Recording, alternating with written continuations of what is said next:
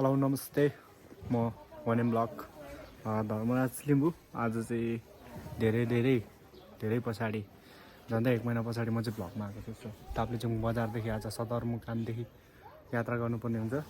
हामी चाहिँ शङ्कुसभा र ताप्लेजुङको सिमानासम्म जाँदैछौँ र साथी चाहिँ माथि गाडी बनाउँदै हुनुहुन्छ र गाडी बनाएर आउँदैछ। टक्क जाडो मौसममा अलि तातो न्यानो कपडा लाउनै पर्यो। आज हामी निस्किँदैछौँ। अब साथीलाई यसो वेट गरेको हेरौँ है त। हेलो, मेरो चाहिँ साथी मलाई लिन अलिक लेट भएर म चाहिँ ग्यारेजमै केटालाई भेट्न आइरहेको छु। पछाडि चाहिँ केटा गाडी बन्दैछ, अब केही समयमा बन्दैछ यहाँ गाडी होइन। टक्कले गाडी हालेर गाडीको अवस्था यस्तो छ, लडिरहेको छ गाडी होइन।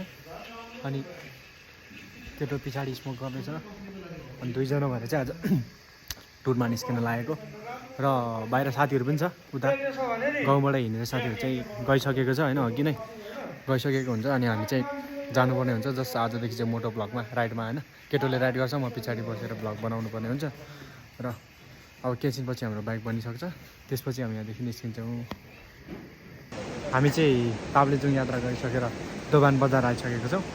ब्याकग्राउन्डमा देखेको चाहिँ तम्मर नदीको पुल रहेको छ र मैले चाहिँ अलिक भिडियो गर्नु पाइनँ बाटोमा, दाइले गरेको छ होइन। अनि यो चाहिँ हाम्रो दोभान बजार छ, ब्याकग्राउन्डमा देख्न सक्नुहुन्छ। देखिने चाहिँ तम्मर खोला भनेर चिनिन्छ है।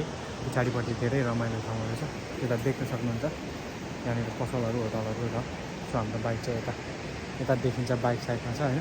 गाडी रमाइलो भएर बाबा एकदम आज हामी दार्जिलिङ निस्किँदैछौँ है घुम्नु। के कस्तो छ? एकदम खुसी एकदम मनदेखि नै हो। अब बोका टाइपको चल्दै है।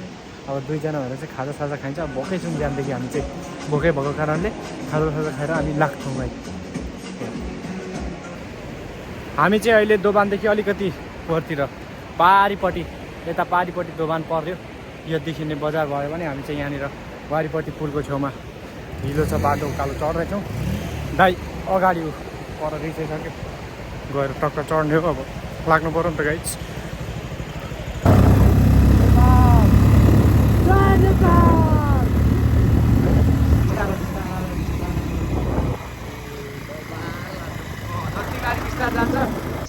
हामी चाहिँ चाँगे पछाडि पिचसकेर अलिक अगाडि छौँ।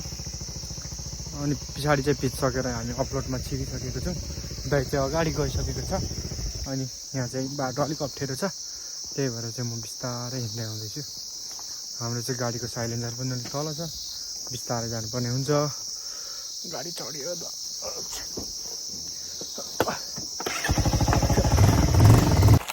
हामी चाहिँ भर्खरै गुफा बजार भनौँ न, पछाडि गुफा बजार छ। ताप्लेजुङ हुँदै साङ्गु बजार हुँदै हामी आइसकेको छौँ गुफा बजारमा। मेरो पछाडि चाहिँ पोखरी छ, हामी पोखरीतिर लाग्दैछौँ। भर्खरै बजारतिर चाहिँ अब घुमिसकेको छौँ होइन। र पोखरीतर्फ जानुपर्ने हुन्छ र म यहाँ साथीलाई कल गर्नुपर्ने हुन्छ है त।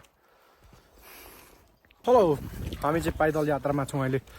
गाडी चाहिँ उतै गुफा बजारमा राखिसकेको छौँ, तर हामी सबैजना भएर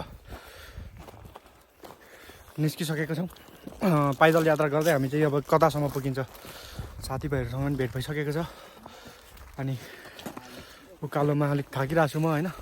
अब केही छिन अलिक परतिर गएर अर्को नेक्स्ट भिडियो बनाउँछु।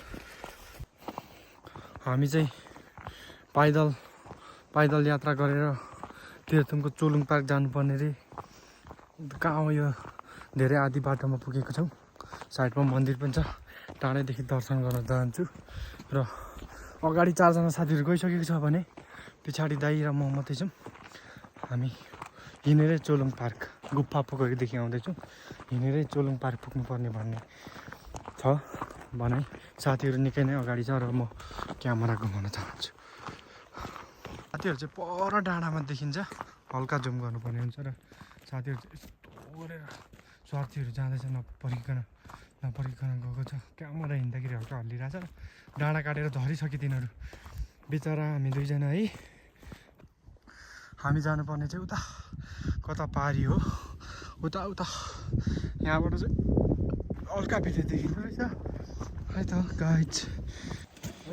हामी चाहिँ हिँड्दै आइपुग्यौँ। झन्डै 5 बजिसकेको छ, साँझ परिसक्यो। अनि अब बाँसकोटुङको छैन हिँडेरै चोलुङ पार्क जाने भनेर साथीहरूसँग लाग्यो चोकलुङतिर कस्तो हुन्छ